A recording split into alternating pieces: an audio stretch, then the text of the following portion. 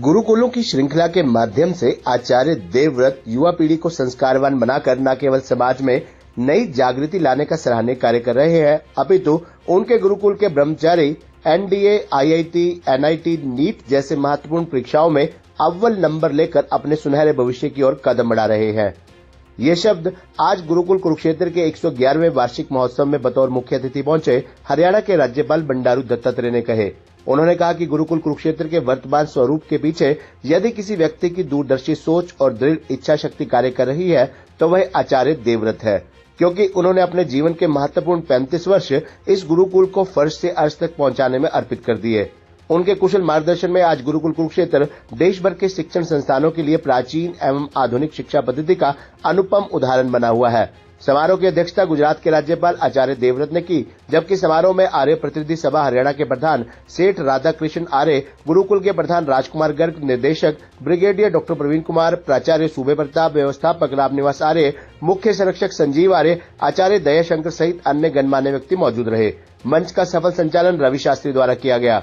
राज्यपाल दत्तात्रेय ने कहा कि आर्य समाज के संस्थापक स्वामी दयानंद सरस्वती जी ने सर्वप्रथम स्वराज का उद्घोष किया और वे स्वशिक्षा के सबसे बड़े पक्षधर थे। उन्हीं के मानस पुत्र स्वामी श्रद्धानंद जी ने गुरुकुलीय शिक्षा पद्धति को पुनः स्थापित करते हुए कई गुरुकुलों का निर्माण किया और फिर से वैदिक सभ्यता एवं संस्कृति का प्रचार प्रसार किया।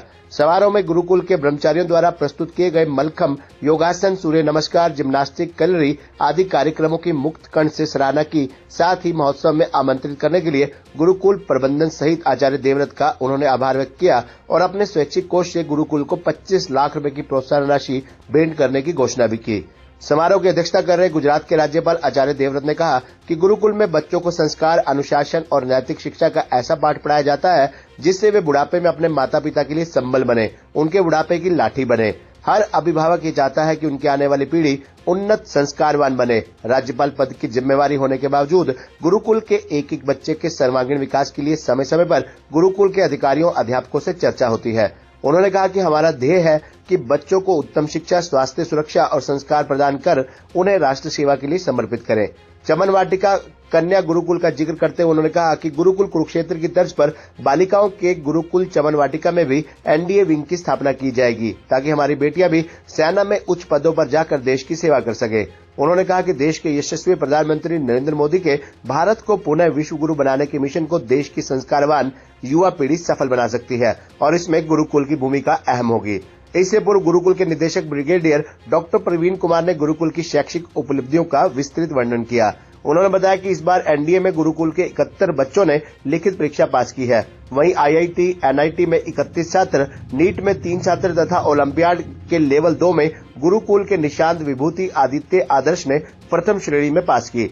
शिक्षा के साथ साथ खेलों में भी गुरुकुल के छात्रों ने उत्कृष्ट प्रदर्शन किया और विभिन्न प्रतियोगिताओं में सर्वश्रेष्ठ प्रदर्शन किया। गुरुकुल की इन्हीं उपलब्धियों को देखते हुए एजुकेशन वर्ल्ड ने देश की धरोहर में शामिल हरियाणा का नंबर 1 विद्यालय घोषित किया है।